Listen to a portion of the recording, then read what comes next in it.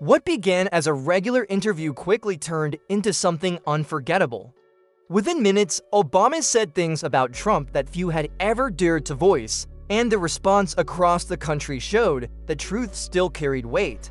The studio was bright, tense, and alive, as if the entire nation was waiting for his answer. Millions tuned in to watch the high-profile PBS interview in Boston, hosted by veteran journalist Corinne Delaney. She didn't waste time on small talk. Leaning forward, she asked firmly, "Mr. President, what are your honest thoughts on Donald Trump and his influence?" In American politics today, the audience shifted, some gasping, others whispering. Obama, calm and composed, folded his hands in his lap. For years he had stayed cautious, avoiding the mud no matter how deep, but tonight felt different. The room fell silent, but everyone could sense this moment was different. Obama leaned closer to the microphone, his voice steady and deliberate. "I've stayed quiet for a long time," he began, pausing just long enough to build tension.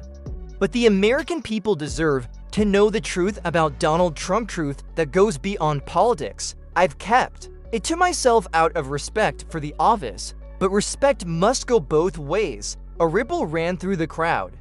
The camera showed students, journalists, and local citizens hanging on every word. Even the host, Corinne, looked momentarily stunned. "Mr. President," she asked carefully, "are you saying there are things about Trump's behavior in office that the public doesn't know?" "Yes," Obama replied without hesitation. Instantly, the studio buzzed with whispers and glowing phone screens as people texted and recorded, realizing this wasn't just an interview, it was history unfolding. A young man in a Red Sox cap leaned toward his friend and whispered, "This is it, bro. He's about to go in." Obama drew a slow breath, ready to continue.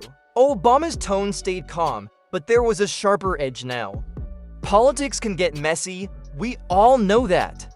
But when a president puts personal profit above the country's security, when private deals outweigh public trust, that's when democracy itself is in danger.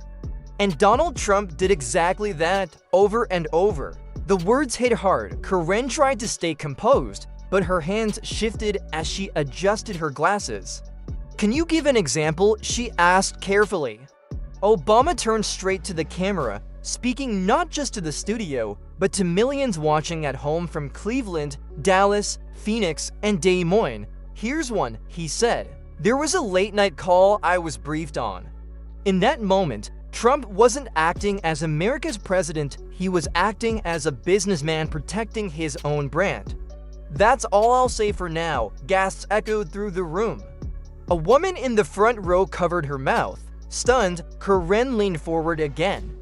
"Mr. President, are you saying Trump put his business above the nation's interests?" Obama tilted his head. "I'm saying Americans should ask why certain decisions were made, decisions that served personal gain, not public service." The audience broke into applause. The applause wasn't polite, it was explosive, the sound of bottled-up frustration finally breaking loose. Obama didn't move. He just sat still, waiting for the noise to fade, his face calm and steady. Behind the cameras, producers scrambled, voices barking through headsets, frantic gestures at the teleprompter. They knew this interview was about to shake the country. Obama folded his hands again. "This isn't about me, and it's not just about Trump. It's about what we, as a people, are willing to accept. Do we want a president who treats the Oval Office like a bargaining chip, or one who understands it's a responsibility that belongs to the nation?" His words hit harder than any insult. He wasn't mocking or shouting, he was forcing America to think. The camera cut to Corinne, who hesitated, clearly processing the weight of what had just been said.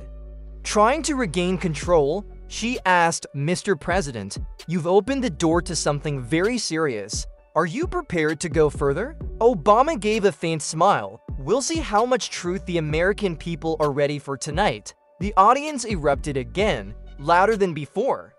Even Corinne looked uneasy now, and this was only the beginning. The studio didn't settle right away. Clapping, whispers, and soft gasps of "oh my God" rippled through the crowd.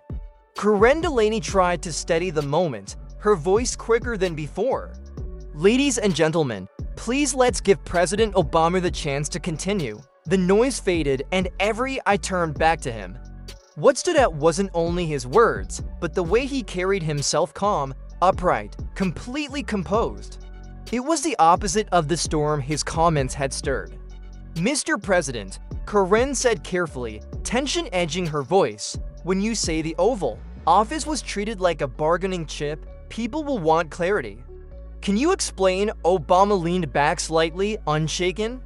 Let me put it this way, he said, when I was in office, I didn't always agree with my advisors. I made mistakes any leader does, but the duty was always to the country first. With Donald Trump, too often it wasn't. It was about his empire, his image, his survival. The silence that followed was heavy, like everyone knew a boundary had just been crossed. Karen glanced at her notes, visibly off balance. She tried again, shifting tactics. Some critics will say this is just political rivalry. Karen pressed further. Some will say you're just trying to settle old scores. What do you say to that? Obama didn't flinch. I've moved on. I'm not running against Donald Trump, but America is still living with the consequences of his choices. That's what matters. His voice stayed even, but the calm only made his words hit harder. From the third row, a woman whispered to her husband, "He sounds like he's been holding this in for years." Obama adjusted his tie, a small, casual gesture, though nothing about his words felt casual. When you're commander-in-chief, he continued, you hear things the public doesn't. You see the machinery of government, the levers of power, and sometimes you see them pulled for reasons that have nothing to do with protecting the American people. That's when you realize just how fragile this system really is. Karen jumped in, her tone sharper. Are you suggesting Donald Trump endangered national security? Obama paused, deliberate, his gaze steady on her before shifting back to the camera. I'm saying that when personal interest drives decisions in the White House, the nation is less safe, period. The audience exploded again, a mix of gasps and applause. A college student in the back lifted his phone to record, whispering to his friend, he's tearing him apart live. The camera swept across the audience, some stunned, some angry, but all leaning forward, unable to look away. In the control booth, producers whispered in panic, do we cut to break? Do we let it roll? No one dared to interrupt. The moment was unstoppable. Obama stayed composed, his voice steady. This isn't about partisanship, it's about truth. And truth doesn't care about party lines. Karen lowered her voice, almost cautious. Then what do you want the American people to do with this truth? He turned to her, then to the audience. They need to remember democracy isn't about loyalty to one man. It's about loyalty to the Constitution, to the people, to the truth itself. Forget that and we lose everything. The room shifted emotional, almost electric. It no longer felt like just an interview. It felt larger than politics, larger than television itself. A teenager muttered, this feels like history class. But Liv, his mother squeezed his shoulder. This is history. Karen pressed again, pushing back. But Mr. President, critics will say you had 8 years in office. Why didn't you warn people sooner? Obama's tone softened, but the weight of his words only grew. Because I believe the office itself would shape the man. I believe the weight of responsibility would change him. Obama said, I was wrong. The reaction was instant gasps, shifting seats, the kind of stunned silence no pundit or headline had ever created. That single admission, that even Obama had misjudged Trump, carried a gravity words rarely do.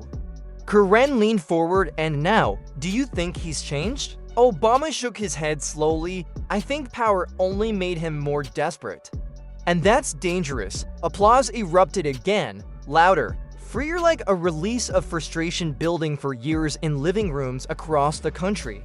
Obama waited it out, then leaned closer, his voice calm but firm. The truth always comes out. The real question is, what will we do with it? The camera lingered on his face as the room fell silent. But everyone could sense he hadn't even reached his first real bombshell yet. Karen knew it too. She cut in, her instincts sharp, her voice deliberate. Mr. President, you've spoken about personal interests and decisions that put the nation at risk. Can you give us one specific example, something Americans would understand? The question hung heavy in the air, daring him to answer. Obama didn't flinch. He leaned forward, hands clasped, voice steady. All right, let me share something the public never fully heard during his presidency. Donald Trump pushed aggressively for certain international deals that, on the surface, looked like trade or diplomacy. But behind closed doors, he was asking how those same deals could benefit his own businesses. The audience gasped. Karen straightened in her chair. Are you saying he blurred the line between being president and being a businessman?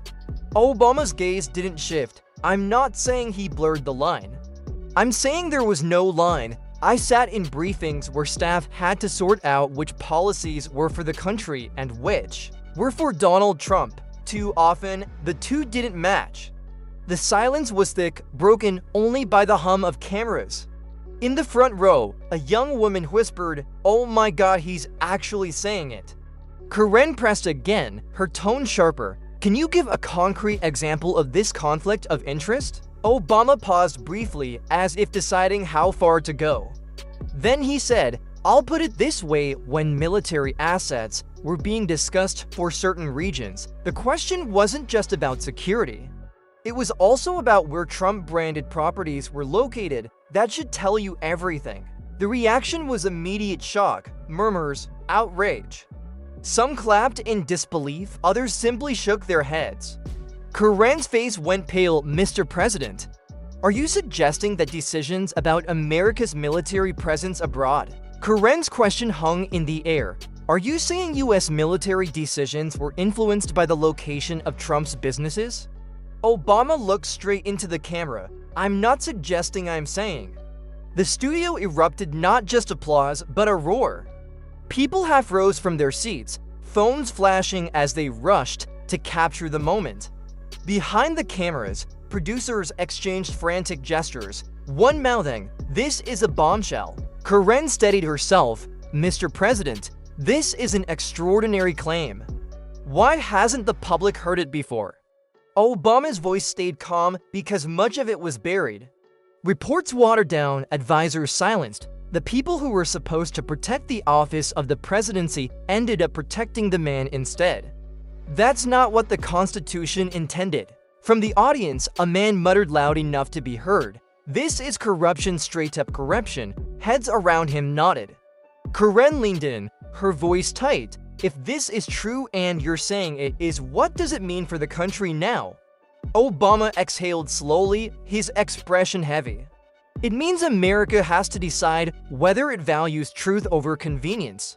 The easy path is to ignore it, pretend it doesn't matter, but if we do that, we tell every future leader that personal gain comes before national duty. That's not just dangerous, it's deadly to democracy. The tension was suffocating. Even the cameras pushed tighter on Obama's face, capturing the intensity in his eyes. In the back row, a college student leaned toward her friend and whispered, "This feels bigger than Watergate," a student whispered. Karen's voice was low, almost cautious. Do you believe Donald Trump will respond to this? Obama allowed himself a faint, knowing smile. I don't just believe it, I guarantee it.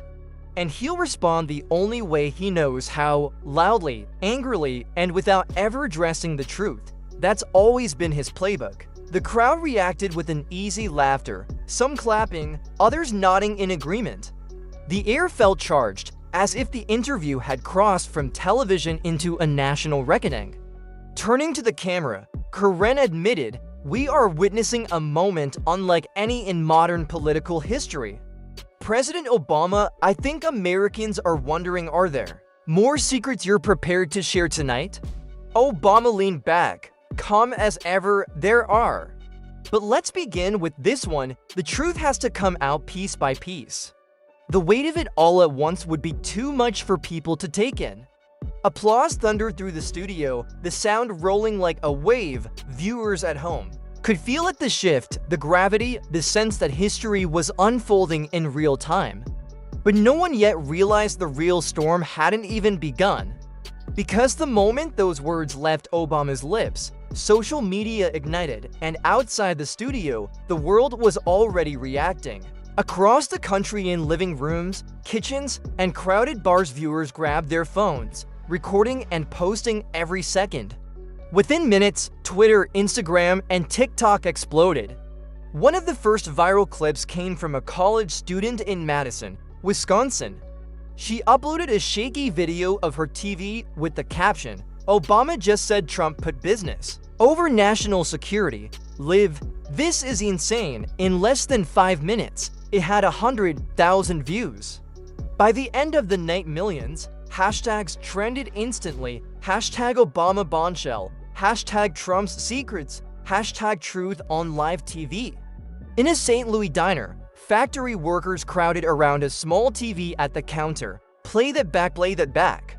One shouted as the news looped Obama's words. A woman in a grease-stained apron shook her head. "If that's true, then we've all been played for fools." In Austin, college students filled a dorm common room, shouting at the screen. "No way he just said that," one yelled, pacing with his hands on his head. Another cut in, "Dude, he didn't just say it, he owned it. This is receipts." Even in small towns like Billings, Montana, bar patrons leaned over their beers as local stations interrupted regular programming to replay the clip. An old rancher shook his head. "Never thought I'd see a president call another out like that live on TV." And as the night went on, social media only magnified the shock. Influencers, commentators, and everyday users dissected the moment in real time. Some reactions came as serious commentary, others as memes spreading like wildfire. One TikTok showed Obama calmly sipping water after his statement with the caption, "This man just nuked Trump," without raising his voice. News outlets scrambled to keep up. CNN plastered the headline, "Obama drops bombshell allegations in live interview."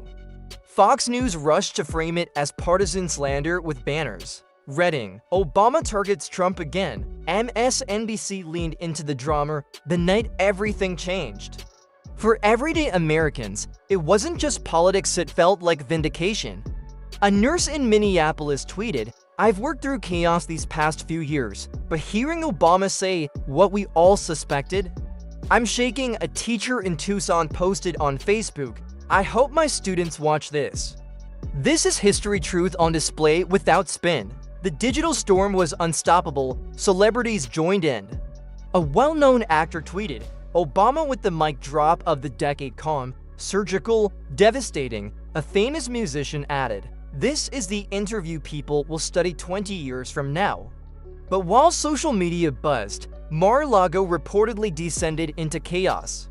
Staffers fielded non-stop calls from allies and reporters demanding Trump's response. Inside, sources whispered that Trump had already seen the clip and was pacing furiously, phone in hand, typing and deleting posts over and over.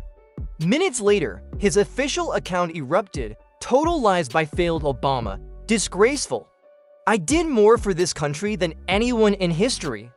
And that was only the beginning. Over the next 30 minutes, Trump unleashed a barrage of all-caps rants calling Obama a fraud, the worst president ever, and accusing the media of staging the interview. The contrast was impossible to miss.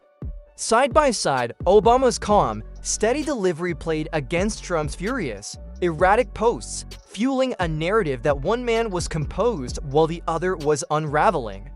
Back at PBS, the control room was flooded with calls from major networks begging to replay the footage. One producer muttered, half joking, "We just broke the internet."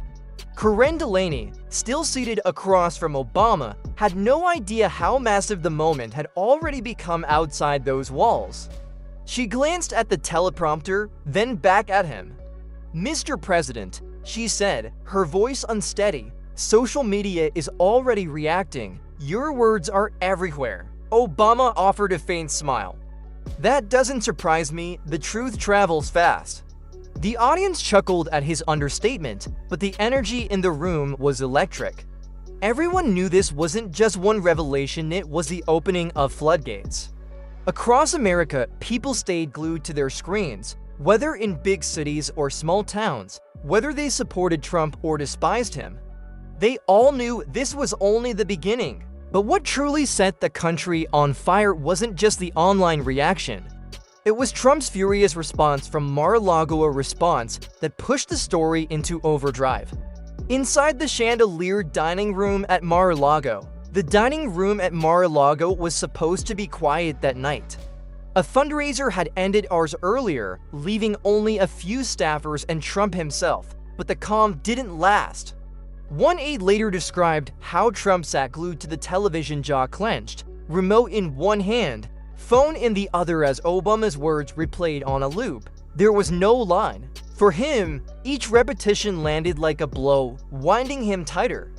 "He can't say that about me," Trump suddenly shouted, slamming the remote onto the table hard enough to rattle the plates. A staffer flinched as he stormed to the window, phone already open to Twitter. Seconds later, the first all-caps post appeared. "Obama is a liar. Total disgrace. Worst president ever. Made America weak. I made it strong." The post went viral instantly. Screenshots of his meltdown spread just as quickly as Obama's calm statement had. On TikTok, split-screen videos paired Obama's composed face with Trump's furious typing. One caption read, "Spot the difference." Inside Mar-a-Lago, aides scrambled. Some tried to talk him down. "Sir, maybe we should wait to release a formal statement. People are already reacting." Trump cut them off. "I don't wait. Nobody waits on me. I respond when I want." He fired off another post. "Total witch hunt. Obama just jealous because he can't pull crowds like me." The irony wasn't lost on the public. Obama hadn't raised his voice, hadn't hurled a single insult, he had simply spoken. Yet Trump's reaction was loud, frantic, almost unhinged by comparison. Cable news networks pounced. On CNN, the anchor read Trump's tweets aloud with disbelief. On Fox News, pundits scrambled to spin the meltdown as strength, arguing he was defending himself in real time. The split-screen coverage was devastating. Obama calm, steady, almost serene, Trump raging in all caps. Across America, people watched the meltdown unfold in real time. In a sports bar in Columbus, Ohio, the bartender turned up the volume as Trump's tweets scrolled across the TV. A patron shook his head and laughed bitterly. He's proving Obama right without even realizing it. In a grocery store checkout line in Reno, Nevada, two women scrolled side by side on their phones. One side, "I didn't vote for Obama, but tonight, he looks like a leader. Trump looks like a teenager on Snapchat." Even Republican lawmakers began texting each other nervously. One aide leaked a private message from a senator. "We can't defend this. He looks unstable." Back at PBS, Karen Delaney received a note slid discreetly across the desk. In bold black letters it read, "Trump is melting down on Twitter." Her throat tightened. She glanced at Obama, then decided to read it aloud. "Mr. President," she said carefully, holding up the card, "I've just been told that former President Trump is reacting right now. He's calling your statements lies. He's calling you jealous. Do you want to respond?" Obama didn't flinch. He folded his hands, gave a small nod, and spoke evenly.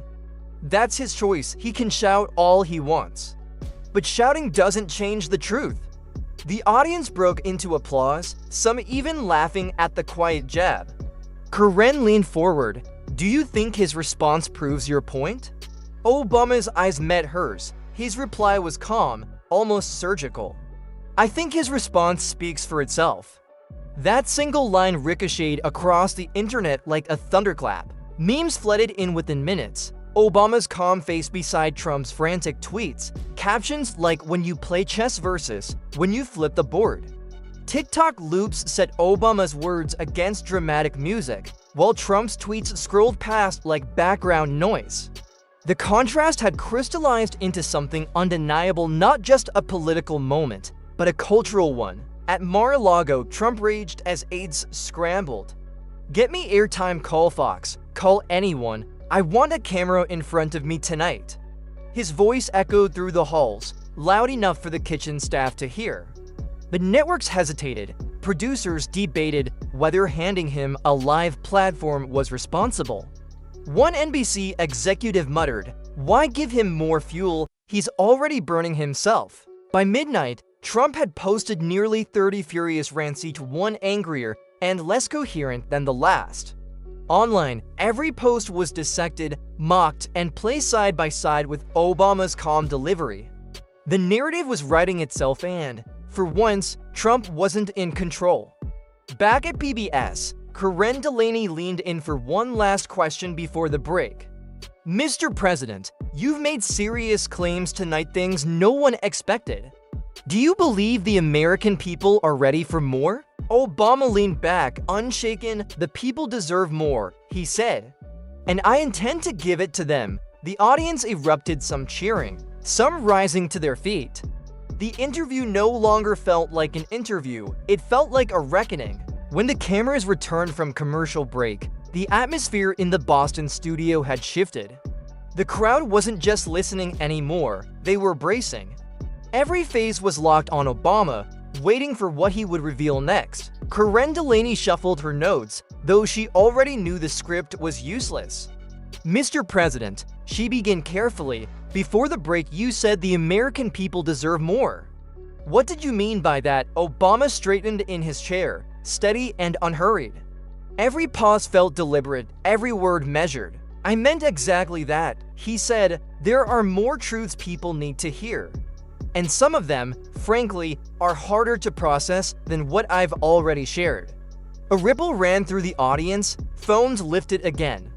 Someone whispered, "Here we go." Karen leaned in, "Can you give us an example?"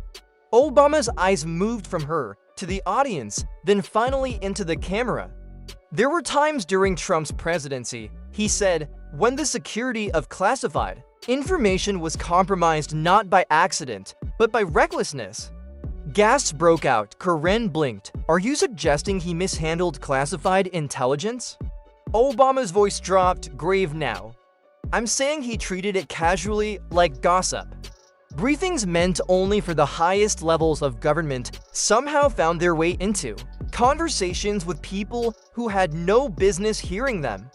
Some of those people, he paused, the silence tightening around him, were foreign nationals. The studio erupted in murmurs. A man in the fourth row leaned forward, muttering, "That's treasonous." Karen's pen shook in her hand as she tried to keep up. "Can you tell us more about those situations?" she asked. Obama paused, his eyes narrowing slightly. "I'll tell you this," he said slowly. "I sat in rooms where intelligence officials warned us about leaks. They traced those leaks back to conversations Trump had, sometimes casual, sometimes deliberate, with people who weren't vetted, weren't cleared, and weren't loyal to this country. And the only question anyone could ask was, why?" The silence was suffocating. You could almost hear the audience's collective heartbeat. Karen's voice cracked. "Are you saying Donald Trump endangered American lives by sharing classified information?" Yes, the word landed like a thunderclap. Gasps rippled through the studio. A few people covered their mouths. A young man shouted, "This is insane," while another whispered to his friend, "This is bigger than Watergate, way bigger." Karen fumbled for words. "Why hasn't this come out before?" Obama leaned forward, his tone calm but cutting. "Because too many people in power were afraid of what it would mean. They worried about political fallout, about division, about protecting themselves. But the truth can't stay buried forever. Eventually, it comes out." This time, the audience clapped not with explosive energy, but with a steady, rolling force. Like a wave, it wasn't applause for a performance. It was the sound of people realizing the ground beneath them had shifted. And in living rooms across America, the reaction mirrored the studio. In a small house in Omaha, Nebraska, a father turned to his teenage daughter. "Remember this moment," he said softly. "You'll be telling your kids about it one day." In Phoenix, a group of nurses on the night shift huddled around a breakroom TV. One shook her head, bitter. "We risked our lives during a pandemic, and he was out here risking the whole country." On Twitter, hashtags exploded, hashtag classified chaos, hashtag Obama reveals, hashtag bigger than Watergate. Back in the studio, Karen pressed again, her voice softer now, Mr. President. Do you believe Donald Trump could face consequences for what you've just described? Obama exhaled, steady, that's not for me to decide. That's for the people and for the justice system, if it has the courage. But I'll say this, no one is above the law. Not even a former president. The crowd roared, some rose to their feet. It didn't feel like a television taping anymore. It felt like a rallying cry. Karen shook her head, almost stunned. Do you worry about the backlash about how Trump will respond? Obama gave a faint, weary smile. He'll respond the same way he always does, with anger, with insults, with distractions, but shouting doesn't change facts. And Americans have a choice to make. Do they want leaders who treat the presidency like a stage? Or leaders who treat it like a responsibility? The applause came again, louder, sharper, echoing through the studio. At that same moment, down in Mar-a-Lago, Trump was reportedly on the phone with allies, demanding airtime. His voice carried down the marble halls. Staffers later said, shouting, "He can't do this to me, I need a camera, now."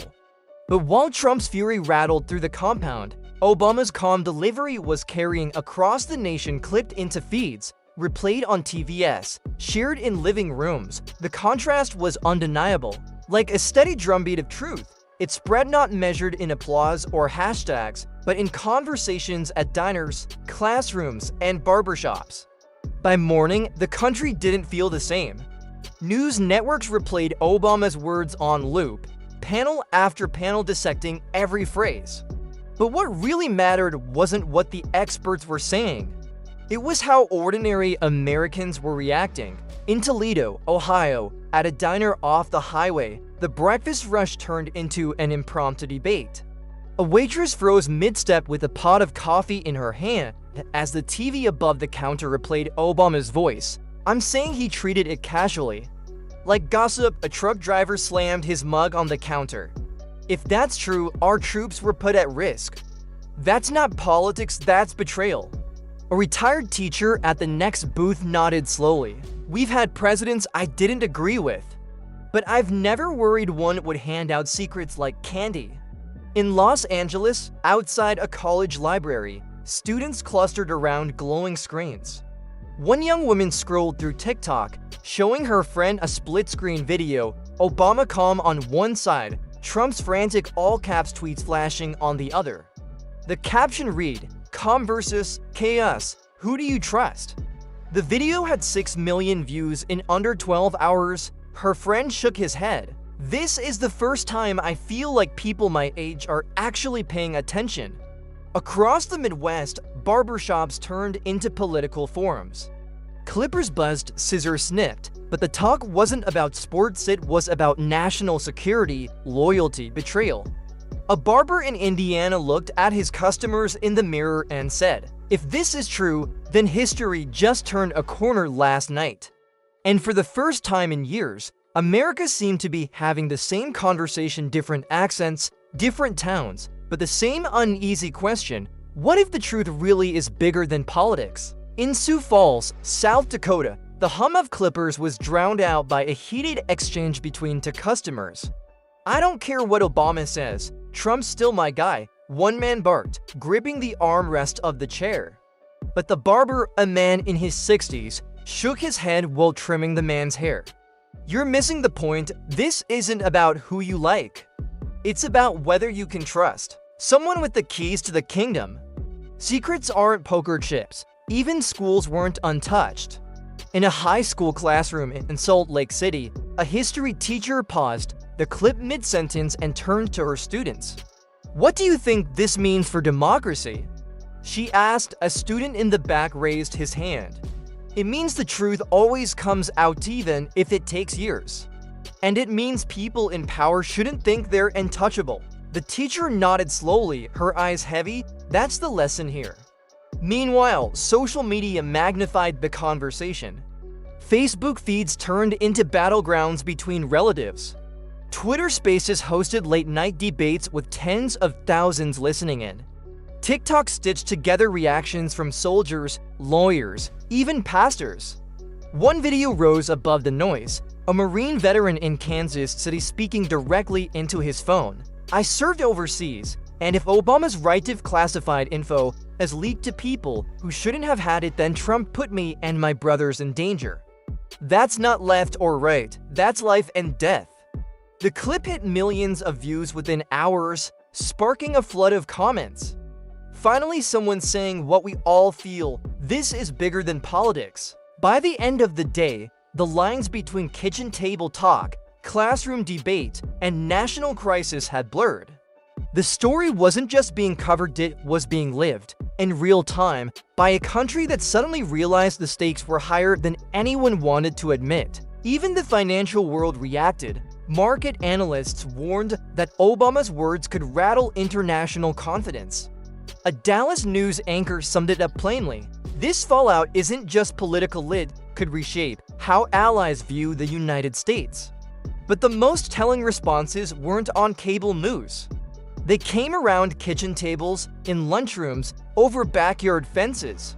The same question kept repeating: "Did you see what Obama said last night?" Trump's angry posts only fueled the fire. Screenshots of his 2 a.m. rant total witch hunt, "Obama jealous," circulated widely. The contrast was brutal: Obama measured, Trump unraveling.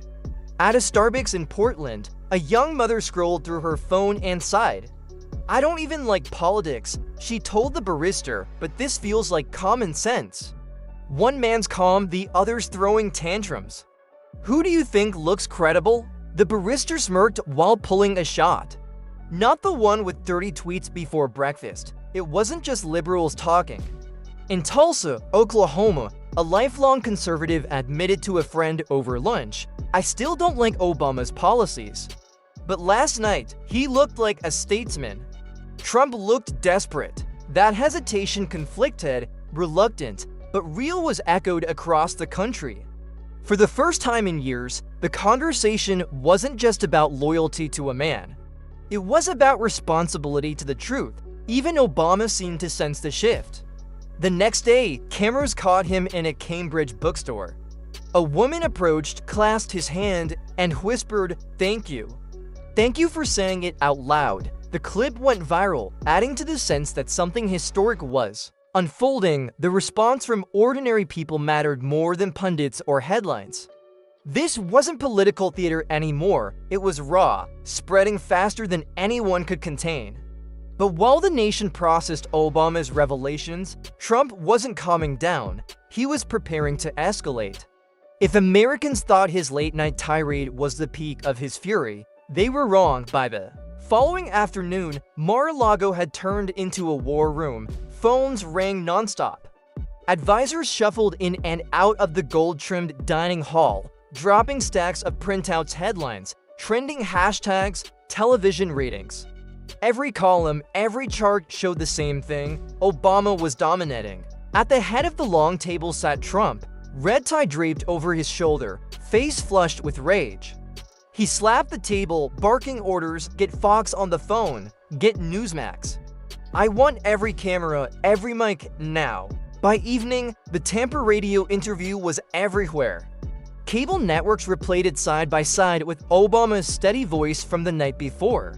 The split screen was devastating: one man deliberate, the other almost shouting over himself. A CNN panelist shook her head. "What we're seeing here is a contrast in temperament." Obama revealed information, Trump revealed himself. Even on conservative forums, cracks showed. One user posted, "Love Trump, but he needs to calm down." "This isn't helping," another replied. Obama sounded like a president, Trump sounded cornered. In living rooms across the Midwest, families watched Trump's rant, and the question wasn't whether they agreed with him, it was whether they trusted him. In Chicago, a middle-aged accountant told his wife, "If he had nothing to hide, why is he yelling?" In Atlanta, a retired Army sergeant shook his head at the television. "This isn't strength, this is panic." The White House press corps waited for Obama to follow up. He didn't. His silence was deafening. The fewer words he spoke, the more Trump's every outburst looked desperate. Inside Mar-a-Lago, frustration boiled. Trump threw down another stack of clippings, jabbing his finger at the headlines. "They're killing me out there. Every channel, every paper, I need a rally, I need it big. Bigger than anything he's ever done. We'll show them who's in charge." His aides exchanged nervous looks. They had seen this playbook before. But this time, something felt different. This wasn't a campaign stunt. This was survival. A chaotic clip of Trump yelling jealousy, pure jealousy. 3 times in a row quickly turned into a meme. Someone edited it next to Obama calmly saying, "The truth speaks for itself," and the internet ran with it. Behind the scenes, Trump was on the phone with Republican lawmakers, demanding loyalty and begging for public statements. A few posted half-hearted tweets, but many stayed silent, worried about being tied to what was fast becoming a political disaster. Outside Mar-a-Lago, news crews waited for him to appear. Late that evening, Trump finally walked across the lawn to face a handful of reporters. He looked rattled but tried to sound forceful. "Obama is lying. Nobody knows more about national security than me. I kept America safe. We had the best economy, the best everything. This is a smear job." When a reporter asked if he had shared classified information with foreign officials, his face turned red. "Fake news, I never said that. People are lying. Obama should be investigated." The clip aired across every network, but instead of clarifying anything, it made him look defensive. In homes across the country, viewers compared his anger with Obama's calm. A father in Iowa muttered, "He sounds guilty," as his son added, and Obama didn't even raise his voice. Even some conservatives began edging away, reluctant to defend him. Off the record, a prominent Republican strategist admitted to a reporter he's losing the plot. Obama baited him, and he took it hook, line, and sinker. Meanwhile, Obama stayed silent, no tweets, no statements, no follow-up. The quiet was its own weapon, making it seem like he didn't need to say anything. Trump was unraveling all on his own. The tension built until Saturday night, when Trump announced a special press event at Mar-a-Lago. Newsrooms scrambled, unsure if they were about to cover a policy announcement or another rally-style rant. When he finally stepped up to the podium, flags behind him, his delivery veered between fury and desperation. "I'm the most transparent president in history. Nobody has been more honest than me. Obama's comments are disgraceful. We're going to sue. We're looking at legal action, believe me." The performance didn't calm doubts, it deepened them. On CNN, one analyst put it bluntly, Obama controlled the narrative with 20 words. Trump lost control with 200. And as the spectacle played out, the public conversation shifted. It wasn't just what Obama had revealed, it was how much more he might be holding back. Everyone sensed the same thing. He hadn't played his full hand yet. By Sunday evening, the country was holding its breath, waiting for the next move. The storm didn't slow. Trump's chaotic press event ran nonstop on cable news. Late-night comedians turned his rants into punchlines, and Americans spent the weekend arguing over what Obama had revealed. When Obama finally spoke again, it wasn't on Twitter or through surrogates. He returned to PBS, sitting down for a follow-up with Karen Delaney. The room felt different this time. Less shock, more anticipation, as if everyone sensed something important was coming. Even Karen, though composed, carried the weight of the moment in her eyes. "Mr. President," she began, "since our last conversation, the country has been in uproar. Former President Trump has denied your claims, attacked you personally, yet the public reaction has been overwhelming. Why speak out now after all these years?" Obama leaned forward, hands folded, his tone calm and deliberate, like a teacher guiding a class. "Because silence is dangerous. For a long time, I believed Americans could tell fact from fiction without me stepping in. I thought the truth didn't need my voice. But when lies spread faster than facts, silence becomes complicity." The audience stirred in quiet agreement. Karen pressed, So this is bigger than Trump? Obama nodded, much bigger. Trump is just one man. The real danger is when we let one man's self-interest outweigh the good of the nation. If we excuse it, if we say that's just politics, we lower the bar for every leader who follows. And if that happens, America won't recognize itself in 10 years. The words landed heavy. People weren't just hearing him, they were absorbing every syllable. The audience hung on every word. Then, breaking protocol, a woman in the second row raised her hand. Karen nodded gently. "My son's in the army," the woman said, her voice trembling. "When you talk about classified information being leaked, are you saying my child could have been in danger?" Obama looked directly at her, his expression heavy. "I won't sugarcoat it, yes, but not just your son, every soldier, every citizen. When leaders treat secrets like casual stories, they gamble with people's lives." The woman covered her mouth, eyes brimming with tears, while others around her nodded in grim agreement.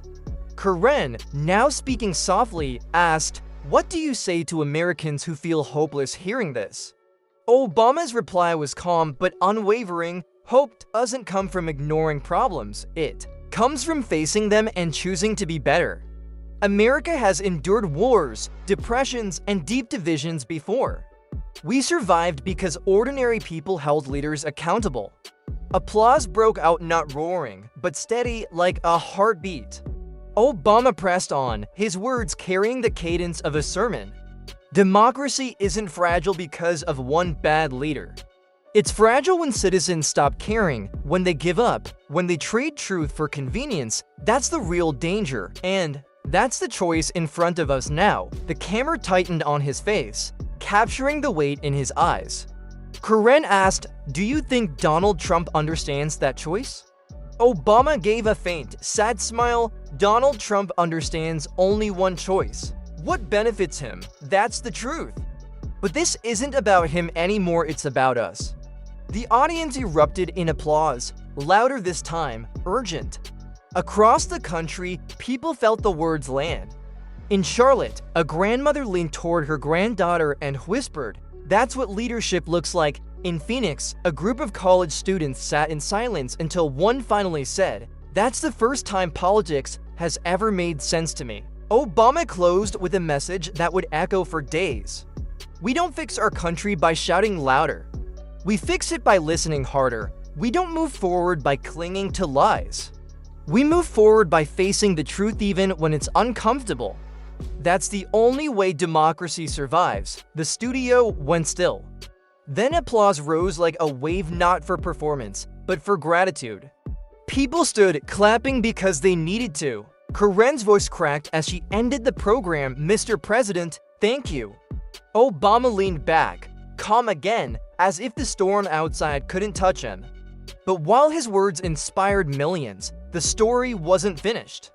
The world was still waiting to see how this extraordinary clash between two former presidents would end. By Monday morning, the country felt as if it had lived through a political earthquake. Cable news anchors framed the last 72 hours as the showdown no one had seen coming. Social media still buzzed with clips and memes, but what stuck wasn't just Obama's revelation, it was the moral weight of his words. Across the country, conversations that usually dodged politics were now tackling it head-on. In a Boise coffee shop, two men who normally argued about sports sat in silence, watching the replay of Obama's interview. Finally, one said, "I don't even like his politics, but last night he spoke like a leader." In San Antonio, a teacher opened class by asking, "Why does truth matter in leadership?" Hands shot up as students connected history to the moment unfolding around them. In Indianapolis, a pastor told his congregation, "No man is greater than the truth. Power without accountability is corruption," and when someone reminds us of that, whether we agree with their politics or not, we should listen. Meanwhile, Trump's attempts to control the story only kept backfiring. His Mar-a-Lago press event was widely mocked. Trump's late-night posts kept circulating, not as defenses, but as proof of his desperation. Even some of his fiercest defenders began softening. A conservative talk radio host admitted, almost grudgingly, "I'll be honest, folks, Obama's words landed." Trump's response, not his finest hour. The narrative was undeniable. Obama hadn't just dropped revelations, he had framed them as a stark choice, truth or chaos, and the contrast was impossible to miss. For many Americans, the moment didn't feel like a partisan fight. It felt like a reminder of what leadership is supposed to sound like: calm clarity instead of insults, the courage to admit hard truths, the insistence that democracy belongs to the people, not to one man. In Cleveland, a grandfather sat on the porch with his grandson, scrolling the news on a tablet. "Grandpa, why is everyone talking about Obama and Trump again?" the boy asked. The old man gave a faint smile. "Because one man showed us what it means to lead, and the other showed us what it means to lose control." That was the story people carried into workplaces, classrooms, and living rooms, not Trump's frantic all-caps posts, but the steady cadence of Obama's warning: democracy doesn't run on loyalty to a man, it runs on loyalty to the truth. By Tuesday, analysts were already calling it the weekend that shifted American politics, but beyond the headlines, something deeper was happening. People were asking themselves harder questions, the kind that don't go away quickly. Who do we trust? What do we expect from our leaders? And more importantly, are we willing to defend the truth, even when it's hard? For Obama, the interview wasn't about winning points. It was about planting a seed, a reminder that silence is dangerous, that complacency is complicity, and that democracy survives only when ordinary people choose to protect it. That's where this story turns back to you. Leadership doesn't just come from the Oval Office, it comes from kitchen table conversations, classroom debates, and every vote cast with conviction. It comes from the simple courage to say, "We deserve better and we demand better." So as this remarkable weekend fades into history, ask yourself, when the moment is remembered, will you be able to say you stood on the side of truth? Because truth doesn't need to shout. It doesn't need a stream of midnight posts. Truth speaks once, calmly, and its echo lasts. If that message resonates with you, don't let it stop here. Share it, talk about it, carry it forward. And if you want more stories that cut through the noise and remind us what really matters, make sure you subscribe and stay with us, because this conversation is just beginning. What do we demand from our leaders? And more importantly, are we willing to defend the truth, even when it isn't easy? For Obama, that interview was never about scoring points. It was about planting a seed, the reminder that silence is dangerous, that complacency is complicity, and that democracy only survives when ordinary people care enough to protect it. And that's where the story comes back to you. Because leadership doesn't just come from the Oval Office. It comes from every kitchen table conversation, every debate in a classroom, every vote cast with conviction. It comes from the simple courage to say, "We deserve better, we demand better." So as the credits of this extraordinary weekend begin to fade, ask yourself this: when history looks back on this moment, will you be able to say you stood on the side of truth? Because truth doesn't need to shout. It doesn't need 30 posts in the middle of the night. Truth speaks once calmly, and its echo lasts forever. And if that message resonates with you, don't let it stop here. Share it, talk about it, carry it forward. And if you want more stories that cut through the noise and remind us of what matters most, make sure you subscribe and stay with us. Because this conversation isn't ending, it's only beginning.